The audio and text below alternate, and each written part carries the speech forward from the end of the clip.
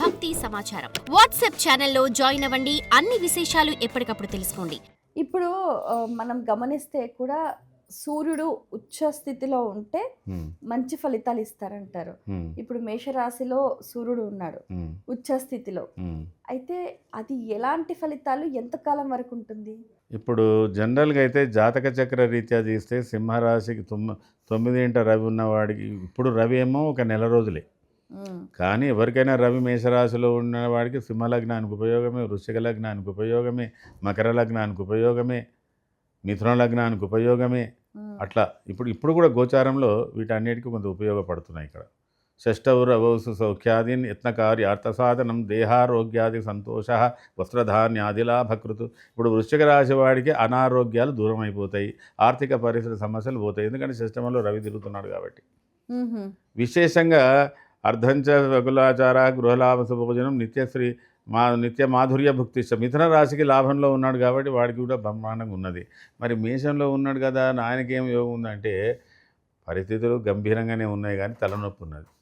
దేహార్తి చిత్త సంతాప కాలాతిక్రమం. ఏది చేద్దామన్నా కాలం అటు ఇటు అడ్జస్ట్ అవుతలేదు ఆయనకు. మేషం వారికి, మేషరాశికి కొద్ది గుడ్ రిజల్ట్స్ ఇచ్చినా కూడా కొద్దిగా టెన్షన్ ఇరిటేషన్స్ ఉంటాయి.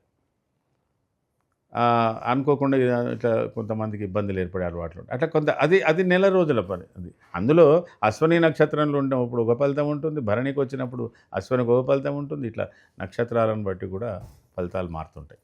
అందులోనే ఆ తీవ్రతల్లో మార్పులు వస్తుంటాయి. ఇప్పుడు కొంతమందికి వారు ఏ నక్షత్రంలో పుట్టారో తెలియదు, నామ నక్షత్రం కానీ జన్మ నక్షత్రం కానీ తెలియదు.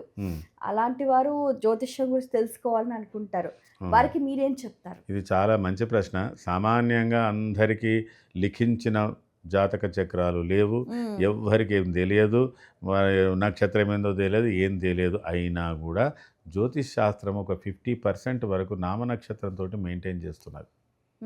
అయితే ఈ నామనక్షత్రంతో ఎలా మెయింటైన్ చేస్తున్నది అనేది మీరు ఒక ప్రశ్న మళ్ళీ అడగండి నన్ను, దానికి విశేషం చెప్తాను. తాళప్రత గ్రంథాల్లోకి వెళ్ళినప్పుడు నా జన్మ నక్షత్రం వేరు, నా రాశి వేరు, నా లగ్నం వేరు, కానీ వాడు ఏమంటున్నాడు, నీ పేరు ఇది, నీ భార్య పేరు ఇది, మీ నాయన పేరు, అంటే ఈ పేరుతో పిలువబడాలనేది కూడా ఒక యోగం మనకు ఉంది కాబట్టి నామనక్షత్రాన్ని కూడా మనం టోటల్గా తీసి పారేసేటట్లేదు. ఇప్పుడు కొంతమందికి 2 రకాల పేర్లు ఉంటాయి కదా గురుగారు. పెళ్లికి ముందు ఒక పేరని, పెళ్లి తర్వాత ఒక పేరని, పిలిచే పేరు ఒకటని, వాస్తవానికి అందరికి కన్ఫ్యూజన్ అందరికి రాదు. ఓన్లీ తులా లగ్నం తులా రాశి వారికే ఈ డబల్ నేమ్లు ఎక్కువ వస్తాయి. అవునా?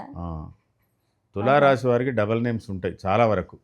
ఇక మిగతా వాళ్ళు అంటే ఇక అది పేరు మార్పడానికి ఏమొస్తుందో చెప్పలేం, కానీ తులా రాశికి తులా లగ్నానికి కనెక్టెడ్ విత్ 2 నేమ్స్. అప్పుడు వాళ్ళ ఎనర్జీ అంతా స్ప్లిట్ అయిపోతుంది. ఇప్పుడు మేషలగ్నంలో కానీ మేషరాశిలో పుట్టిన వాళ్ళకి ఇంటికి పెద్ద కావాల్సిన అవసరం లేదు. చిన్న పిల్లగాడైనా వాడి ఇంటికి పెద్ద వాడే లీడ్ చేస్తాడు. అయితే మరి ఎనర్జీ స్ప్లిట్ అయిపోదా గురుగారు? ఏది అలా 2 పేర్లు ఉంటే ఎనర్జీ స్ప్లిట్ అంటే ఇంకా అది చెప్తున్నా ఒకసారి. ఇప్పుడు కవల పిల్లల జాతకం లాగా ఉంటుంది అంతే, పూర్తిగా ఇది కాదు అది కాదు, అది గోచారం వరకు. ఇక జాతక చక్రం అంటే అది ప్రశ్న చక్రం చూపు. నేను అనేది ఏందమ్మా, ప్రతి స్థూలంగా ఆలోచిద్దాం, అతి సూక్ష్మంగా అవసరం లేదు. స్థూలంగా మనకు కొన్ని ఫలితాలు వచ్చినాయనుకో, అవసరం అనుకున్నప్పుడు సూక్ష్మంలోకి వెళ్ళాలి. కానీ ప్రతిదీ నేను చెప్పిందే నడుస్తుంది, నేను చెప్పిందే వేదవాక్కు అనడం కూడా జ్యోతిష్యునికి అంత రాకూడదు.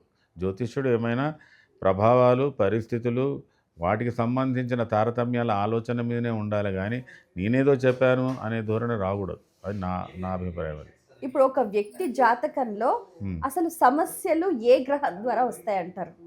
సమస్య అంటే ఒకటి ఉంది. ఒక సమస్య నాకు సమస్య కాకపోవచ్చు, నా సమస్య నీకు సమస్య కాకపోవచ్చు. సమస్య అనేది పదాన్ని మనం అన్వయించడంలోనే ఉన్నది విచిత్రం. ఇప్పుడు ఒకరి సమస్య ఒకరికి సమస్య కాదు, కానీ వాడికి సమస్య, వీడికి సమస్య. అట్లా సమస్య అనేది ఏంటంటే వాడి యొక్క ఆలోచన శక్తి, ఆలోచన సరళిని బట్టి ఒక్కొక్కసారి తాను బలహీనంగా ఆలోచించడం, ఒక్కొక్కసారి తాను బలంగా ఆలోచించడం, ఒక్కొక్కసారి చూద్దాం. కొంతమంది విచిత్రంగా చెప్తాను, ఒక కర్కాటక రాశి ఉంది అనుకోండి, జనరల్గా చెప్తున్నా. కర్కాటక రాశి తత్వం ఏంటి, వాడు ఒక సందర్భంలో ₹1,00,00,000 అప్పు ఉందని భయపడేవాడు, కానీ ఒకరికి ₹1 ఇచ్చేది అంటే భయపడతాడు. ఇట్లా చేయాలి వాడు ₹1 ఎంత బాధపడతాడంటే ₹1,00,00,000 అప్పు తీర్చినంత బాధపడతాడు. ఆ తత్వం అది వాడిది. అది మనం ఖచ్చితంగా చెప్పేటట్టు ఉండదు అది. కాబట్టి మరి ఏదున్నా మిన్న వరకు మీద పడిన చెల్లించినటువంటి వాళ్ళు కొన్ని రాసులు ఉన్నాయి. మకరం ఉంది. ఈ ప్రపంచం అంతా మకర వృషభాలతోటే నడుస్తున్నది చాలా వరకు. మొత్తం ఎక్కువ మకరం వృషభం ఈ 2 రాసులు లేకపోతే మిగతాళ్ళంతా మీద తిరిగేటోళ్ళే. మోస్తున్నది బరువు అంటే మకరం మోస్తున్నది, వృషభం మోస్తున్నది. ఎందుకు అలా గురుగారు? అంటే ఆ తత్వాలు, ఆ సహజ తత్వాలు వాళ్ళకి అట్లున్నాయి. ఏ రంగంలో అయినా, ఎక్కడ చూసినా, ఏది చేసినా, ఈవెన్ మీ ఆఫీస్లో చూసినా కూడా ఎవరో ఒక మకర రాశి ఉంటే వాడు పొద్దు అందరు తల పెట్టి పోతాడు వాడు. మరి అదే బుధుని తత్వం ఉన్నదానికంటే టైం అయిపోయింది నేను వెళ్ళిపోతున్నా అంటాడు. అంటే బరువు బాధ్యతలు మోసే లక్షణాలు అవి. అట్లా కొన్ని ఉంటాయి అట్లా. అయితే అమ్మ ప్రపంచంలో అరిషడ్ వర్గాలు, నవగ్రహాలు, స్వభావాలన్నీ కామ, క్రోధ, లోభ, మోహ, మదం, ఆశ్చర్యాలు. వీటికి బ్యాక్గ్రౌండ్ ఏంది? 7 గ్రహాలే, 9 కూడా కాదు. 6 గుణాలు, 7 గ్రహాలు, 1కి 2 ఎక్కువ పెడదాం. అందులో ఉన్నది. ఏ ఊర్లో చూసినా, ఎక్కడ చూసినా ఓ లోభి అనేవాడు ఉంటాడు, ఓ దాత అనేవాడు ఉంటాడు, ఓ దుర్మార్గుడు అనేవాడు ఉంటాడు, ఏదైనా ఉంటాడు. ఈ తత్వాలు ఎక్కడైనా ఉంటాయి.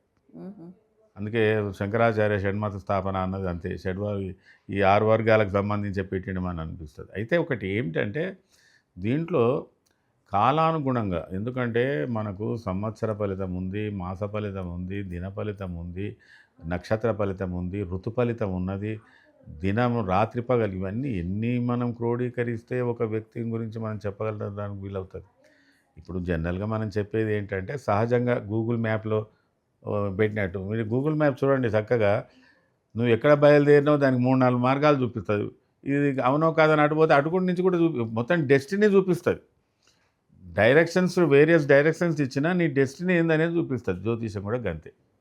ఓకే, గూగుల్ మ్యాప్నే మీరు పోల్చుకోవచ్చు. For more videos like this, subscribe Big TV channel.